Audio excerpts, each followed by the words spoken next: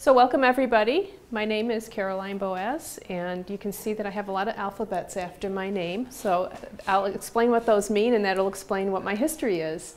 So I have a Master's of Science in Nursing. I'm a registered nurse. I'm also an adult clinical nurse specialist, and that BC means I'm board certified. And my subspecialty is I'm an advanced practice nurse certified in hospice and palliative nursing. So that's all those initials. Palliative care is a subspecialty in healthcare. So let's say, for example, you might specialize in gerontology or medical surgical nursing, and you can have a subspecialty in palliative care. Okay. So what is palliative care? Has anybody ever heard of palliative care? Sound familiar?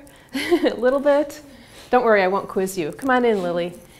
So there's a definition here, and I want you to notice that palliative care is not just about the patient.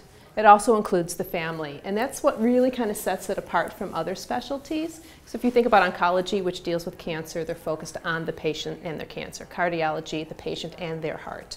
Palliative care is really focused on, yes, the patient, but also the whole family, and you'll see why in just a moment. And one of the other key things on here is we're focused on cure as well as quality of life.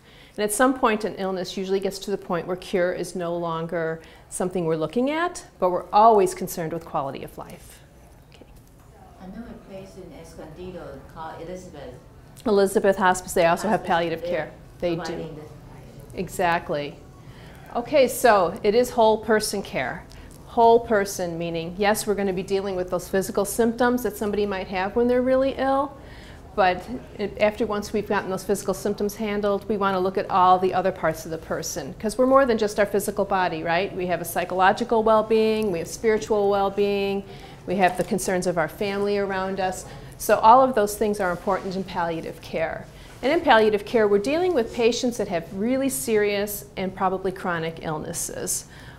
So it really is an umbrella health care over all illnesses. We're not specialized in just one specific thing as far as like cancer or kidneys or hearts. We know how to take care of the symptoms related to all of those illnesses. Okay. So I say it takes a village. What does that mean? In palliative care, it's a team approach. So when you work in palliative care, you're working interprofessionally or interdisciplinary. Sometimes you might have heard those terms. It's a whole team that takes care of the patient and the family. And because we are taking care of a patient and a family, and we're taking care of all of those different needs, you can see why we need more than just a nurse or just a doctor. We need that chaplain on board, we need that social worker, and maybe some other people too. There's aromatherapy, there's massage therapy, there's all kinds of specialists that actually address the things that we do in palliative care. We want people to live as actively as long as possible. Again, it's about quality of life. And we want to take care of those families, because a person doesn't get sick alone. There's the people that take care of them, right? And it's just as hard on them practically as it is for the one who's ill. And it does accompany curative treatment. And I point that out because some people will say, oh, palliative care, that's hospice, right? Well, no, because once you go on hospice, which is purely palliative care, you give up any curative treatment. And that's a big distinction. Palliative care includes curative treatment. Hospice does not. Once you go on a hospice benefit and you're getting those hospice services, you have to be giving up cure at that point. Okay. So why does Cal State University have a whole institute devoted to palliative care? Must be pretty important, right? So first of all, I want to tell you we're a statewide initiative. So while we are housed here, and that's important for you to know, we are housed here, we are also going to other campuses. We've only been here a year and a half, but we're already going to Cal State LA and to San Francisco State University this year. They will also have institutes for palliative care, but this will be our mother house, as the nuns would say. You can tell my background. So yes, we are very committed to palliative care here, and not just in nursing. We're also you're going to see us showing up at lecturing and social work and psychology classes and all over the campus, but nursing is where we're already centered. So this is why it's important. This is why we're doing it here. 1 in 8 Americans right now is over 65, and very, very soon it's going to be 1 in 5. So you young folks here, you're going to be taking care of old people. And whether you thought that was going to be your career or not, no matter what you go into, you're going to be dealing with old people. But a lot of these folks have illnesses. If you're over 65, you have a 90% chance of having at least one chronic illness, chronic or serious illness. and a quarter of them have at least 5. So these are pretty sick people by and large, and they're using the health services of our country. Okay.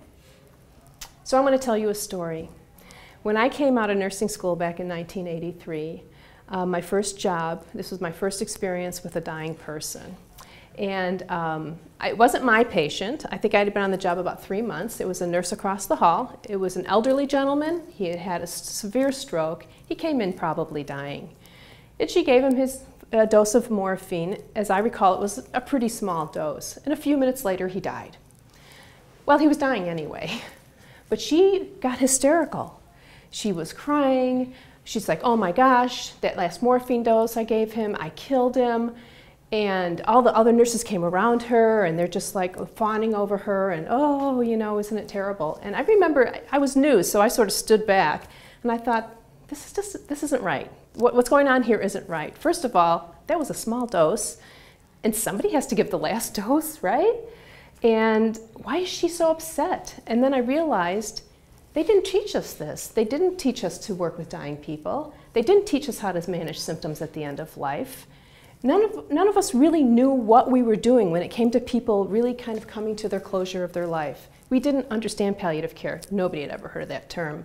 So we weren't prepared. Doctors weren't prepared, nurses weren't prepared, and how crazy is that? Because what's the one guarantee in life? Is that we're all going to die, right? And we all have to, and as nurses, do you think we'd be prepared for that? You know, it seemed like such an obvious fact. But really, it's just now that we're getting our curriculum to a place where we're actually preparing for that.